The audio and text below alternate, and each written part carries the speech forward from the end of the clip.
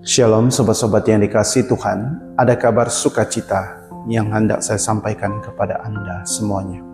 Sobat-sobat yang dikasihi Tuhan, jikalau ada seseorang di dalam keluarga atau dimanapun, dia berani menegur, menasehati, menunjukkan kesalahan-kesalahan dari anggota keluarganya, bahkan dimanapun dia berada, di tempat kerjanya, dimanapun dia bersosialisasi, tentu dia tidak disukai.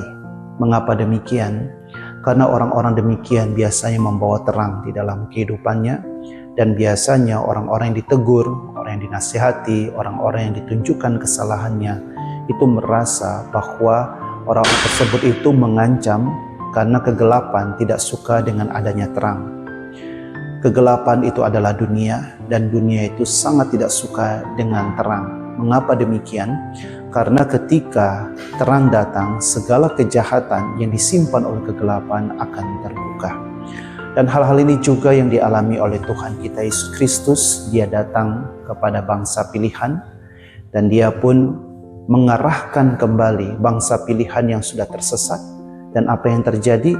Dia pun tidak disukai, dia pun disingkirkan, dan akhirnya dia pun dibunuh.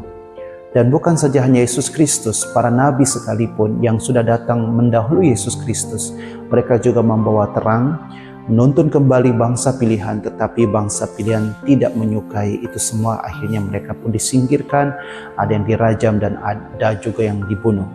Sobat-sobat yang dikasihi Tuhan, kita semua para pengikut Kristus diutus untuk membawa terang itu dimanapun kita berada.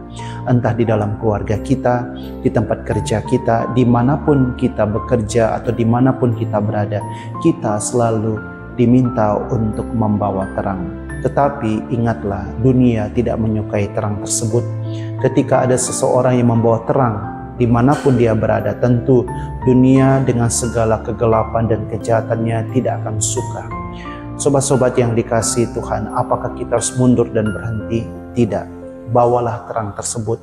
Ketika kita dibaptis dalam nama Bapa, Putra, dan Roh Kudus, Roh Kudus menyertai kita dan akan menggerakkan kita untuk membawa terang dimanapun yang Roh Kudus kehendaki. Kalaupun kita nanti tidak disukai ataupun kita disingkirkan karena membawa terang dimanapun kita berada, karena kita juga mengalami seperti yang dialami oleh Tuhan Yesus. Tuhan Yesus pun mengalami hal yang sama, dan kita adalah murid Tuhan Yesus, maka kita pun juga akan mengalami hal yang sama. Sekarang saat ini dunia butuh terang. Karena dunia sudah penuh dengan kegelapan dan kejahatan, dunia perlu terang. Entah di dalam keluarga, entah di tempat kerja, maupun di dalam gereja sendiri sekalipun, dimanapun saat ini dunia butuh terang.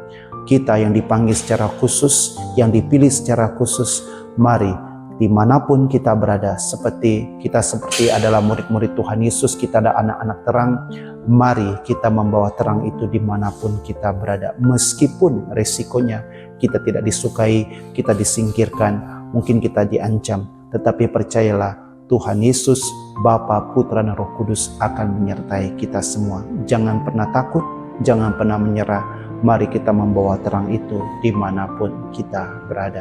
Shalom, Tuhan memberkati Anda semuanya.